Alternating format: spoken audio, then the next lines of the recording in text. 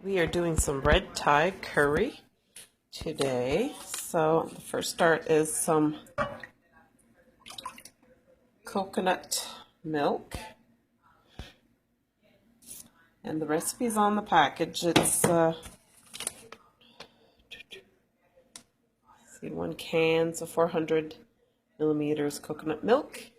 And we are going to add the seasoning.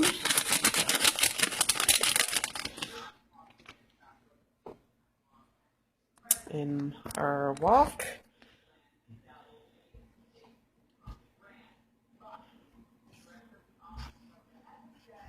Now this needs to bring to a boil and then you simmer for 2 minutes.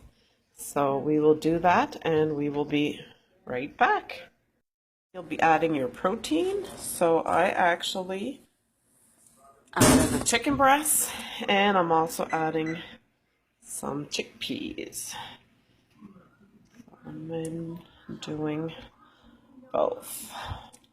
So you let this now simmer for about another 2 minutes as you can now prepare what veggies you want to add to it. For my veggies. So I had some red onions. So I'm going to throw that in there. And I've got some celery. I had some leftover peppers. So I got a couple colors of peppers in there. And carrots. So we will mix all of that and you choose whatever. This was what I had on hand. I would probably put like snow peas but any veggies are good. So now we let it simmer with the veggies, and I actually probably put a little bit too much veggies, but that's okay. There's lots of sauce in there. I like it thicker than soupier, so add more, and we will let that cook.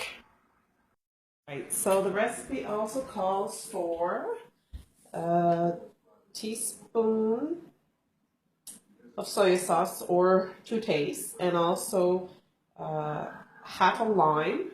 So I actually wanted to show you how to use correctly. All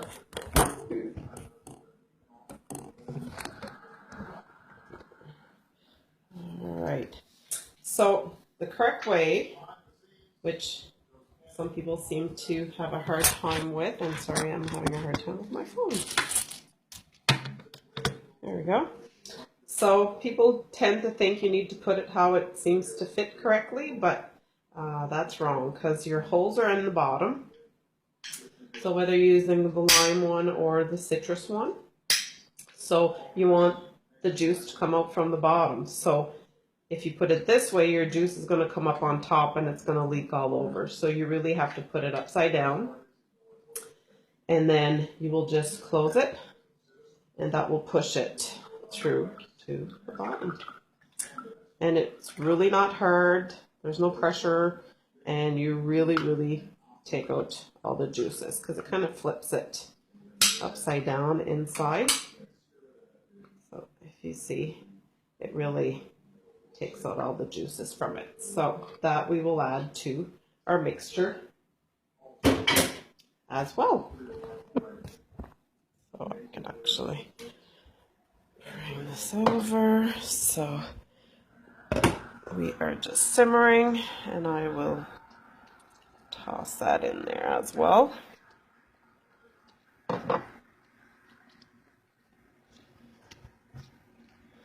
And we will mix that up and let it simmer until the veggies are cooked to your liking. My vegetables are almost all cooked, and as you can see, there we go. I like it a little thicker than what it actually is. It is to be served over rice, so you can leave it as a liquidy, but I would prefer to actually thicken it up a bit. So you can do that with some cornstarch. I had some leftover coconut milk that I wasn't going to use. So what I've done is I've just added some flour to my coconut milk. You mix it up so that there's no lumps or clumps, and I'm just going to add that, and that will thicken it up, and that doesn't water it down either because I'm just using coconut milk that was already in the recipe. So I will mix that all up and have that thicken up. All right, so this has really become the consistency that I like. It's more of a thicker broth. And now to add it, I've had some couscous that I actually cooked with our new miso broth, which is really good even just on its own. So we will just scoop that right in here.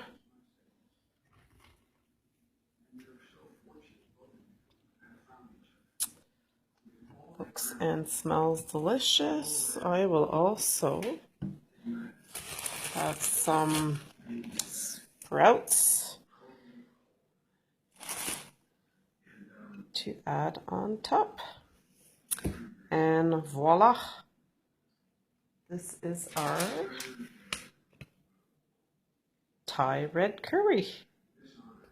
Enjoy.